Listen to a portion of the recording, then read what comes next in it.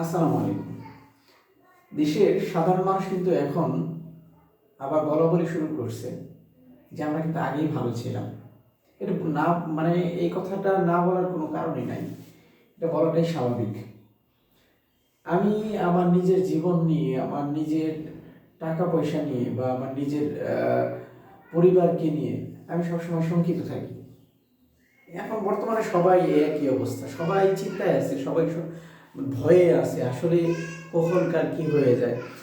ধরেন আপনি বেশি কিছু না, আপনি 5,000 টাকা নিয়ে একটা ফোন নিয়ে বাইরে গেলেন, বা আপনি একটা ল্যাপটপ নিয়ে বাইরে গেলেন, বা আপনি অফিস থেকে বা আপনার ব্যবসা প্রতিষ্ঠান থেকে বাসায় আসতেছেন, আপনার কাছে কিছু নগদ ক্যাশ আছে, আপনার ভিতরে কেমন দুগদুগানি শুরু হয়ে যাবে, ভিতরে কেমন ভয় নিয়ে আপনি বাসায় ফিরবেন। এমন দেশ কি সবাই চাইছে? আমরা কি চাইছি এইরকম দেশ হোক?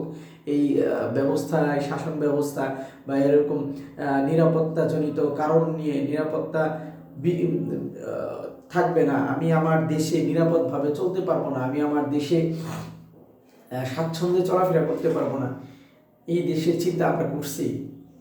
বা এই দেশের চিন্তা করে তো মানুষ এই যে বিপ্লব ঘটায় নাই, তাই না? একটা বিপ্লব হয়েছে, বিপ্লব হওয়ার পরে আজকে প্রায় 7-8 মাস হয়ে গেছে, এখনো যদি আপনারা ব্যবস্থা, নিরাপত্তা মানুষকে ঠিক মতো না দিতে পারেন, আপনাদের তো থাকার দরকার নাই। ওই সিটে কেন বসে আছেন আপনারা? ওই সিট কি আপনার বাপ দাদার তালুক সম্পত্তি? আপনারা কেন বসে আছেন? আপনারা কিছু অপদার্থ, অকর্মার ঢেকি, এই যে ডায়াপার আছে না, ডায়াপার, বাচ্চারা ডায়াপার পরে, এই সমস্ত ডায়াপার পরা কিছু বুইরা খাটাসদের দিয়ে চিন্তা করছেন দেশ চালাবেন এত সহজ? এতই সহজ? দক্ষ লোকে কি এই দেশে নাই? একটা স্বরাষ্ট্র মন্ত্রণালয় চালানোর মতন দক্ষ এক্সপার্ট কি এই দেশে নাই? আপনারা কি ভাবছেন সাধারণ মানুষ চলতে পারবে না, নিরাপদ সে থাকতে পারবে না? সে চিন্তা করবে এই বুঝি আমাকে সন্ত্রাসীরা গুলি করে দিল। এটা কি কোনো দেশ হইতে পারে? যদি আপনারা না পারেন, সারেন্ডার করেন। আপনারা এখনো সময় আছে, এই 7-8 মাস সময় লাগে না একটা দেশটাকে ঠিক করতে? আপনার এতগুলা প্রশাসন, এতগুলা বাহিনী দিয়ে কি করতেছেন?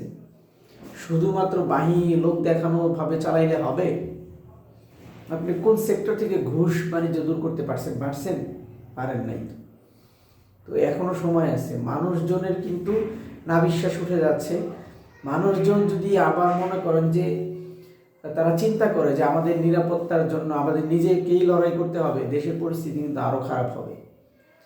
সো এখনও সময় আছে। এই সমস্ত বুইরাদেরকে, ডায়াপার পরা লোকদেরকে বাদ দিয়ে দক্ষ লোকদেরকে বসান, কর্মঠ লোকদের বসান।